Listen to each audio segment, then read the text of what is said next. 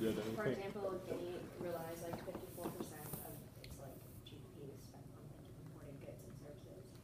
But the GDP of Guinea is like relatively small compared to a lot of the countries around But it. they So I still feel like- need But it. they, Yeah. but No, no, it's no, like, no, but well, let me finish it. So what I'm saying is that I think if we really needed to quarantine the country, we could provide foreign aid for it. Who do you think will be paying for that? The UN and the World Bank, or either like willing foreign aid to nations. make out, to, like, Which doesn't mean it has to come out of like Molly's bank account, but Well, which would be able to cover it. if that were the case and we were just giving money, where would we give that? Like, what kind of protocols would we have to institute so that that money was distributed evenly and fairly? Like, Well, that would in be what a way new would set. that money be distributed? Yeah, that would be a new set of stuff. But I'm just saying, like, if we really need to quarantine a country, I feel like, and because a lot of the countries we're talking about have GDPs that are so small, we could sort of like repay them for the money that they would be losing their economy from international funds. Just because the situation sort of, I feel like an Ebola crisis goes beyond sort of like quarterly economic income. What about other countries? Because we're talking obviously about important exports, but what about exports and people who are actually buying and trading back? How would other countries that are conducting trade be supported? I mean, I guess if they really need it, we'd have to, like, does anybody have anything? Well, in Mali, we kind of have a symbiotic relationship with France. Like, for instance, they have helped us with our terrorist issue in the north, and they've kind of provided us with aid. So if that relationship existed in other countries, for example, like in Sierra Leone, they might have kind of like a brother country in Europe, then that country would be able and more willing to provide aid. So that's a possible avenue.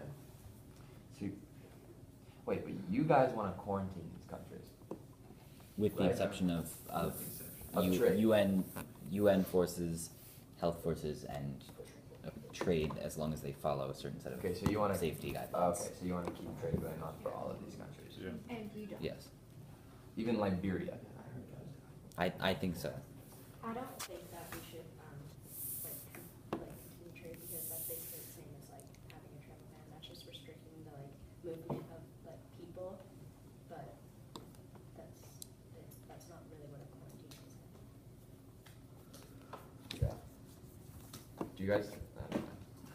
Situation in those countries right now is way more desperate than Ghana, so we can't approach it the same way as we would approach Ghana. Yeah, exactly. So I mean, that's why we're dealing with these countries separately. But right now we have the same thing. Yeah. So the GDP of Liberia is $1.9 billion US dollars a year, and the GDP of Nigeria is $600 billion US dollars a year. So I think that willing nations, economically stable and prosperous nations around the country, would be willing to reimburse Liberia for the economic sanctions that we have to put on them as a result of quarantining them. I know Nigeria would be more than willing to contribute to a certain part of that reimbursement, and as well as the other countries, just because it really doesn't make that big of a difference in our economic status overall. That's something we can talk about with some more economic prosperous nations in the future, I think.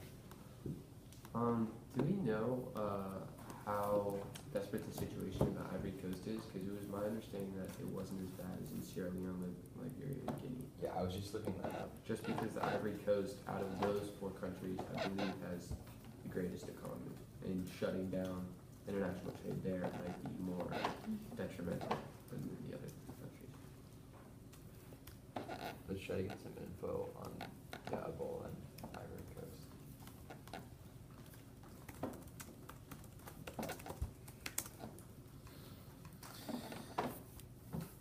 Because I mean, it's like 2 times the GDP of Guinea.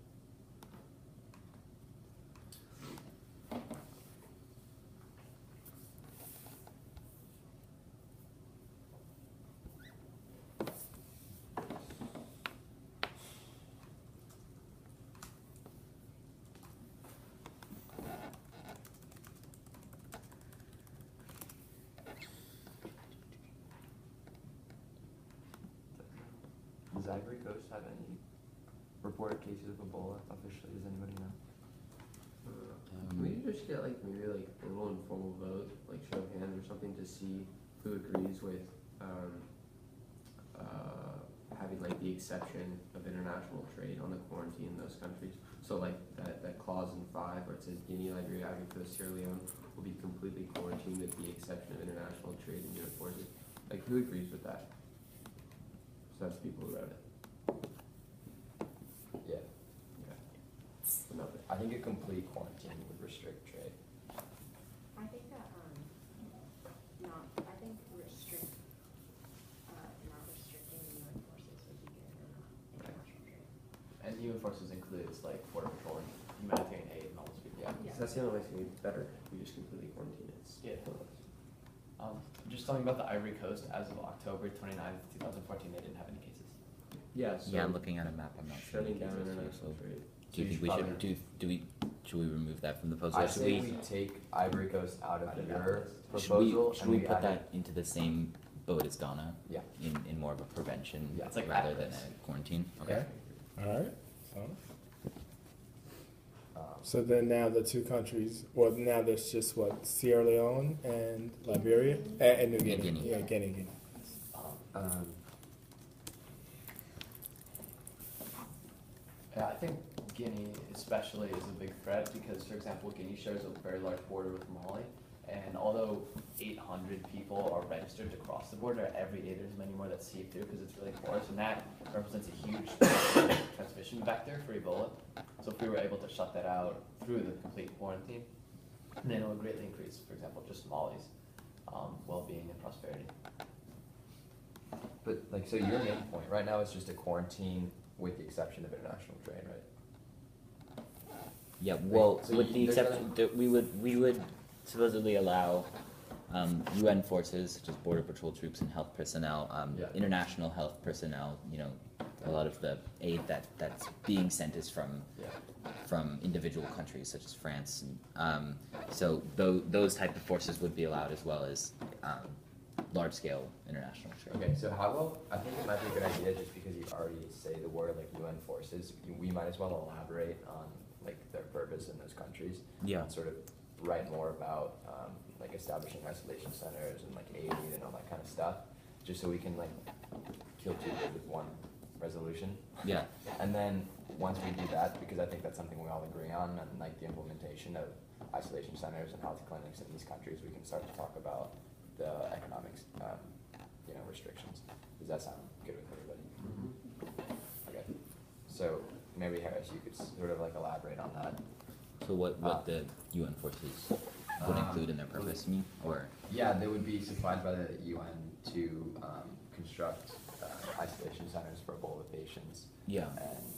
And there are a bunch of different ideas. I'll throw them out on the Yeah, sheet. let's just get out on the table exactly, I guess, what those Sure. forces do you think should be?